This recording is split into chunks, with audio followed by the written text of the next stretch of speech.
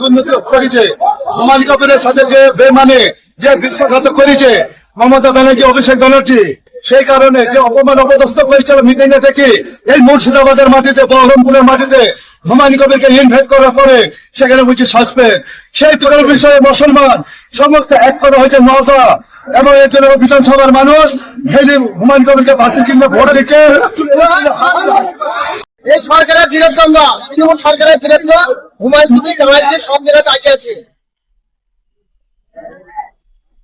হুমায়ুন কবির কি পরে আবার তৃণমূল যাবে না, কোনোদিনই যাবে না। বিজেপিতে জয়েন করবে? বিজেপি জানতে সেও ভালো, তৃণমূলে যাবে না, মমতাকে শেষ করার জন্য। আপনারা এই জয়টাকে কিভাবে দেখছেন? হ্যাঁ, এই জয়টাকে কিভাবে দেখছেন? নিশ্চয় জয়টা ভালোবাসছে, এটা যাতে বিজেপি সরকার সেও ভালো, তৃণমূল সরকার যেন না থাকে এতে।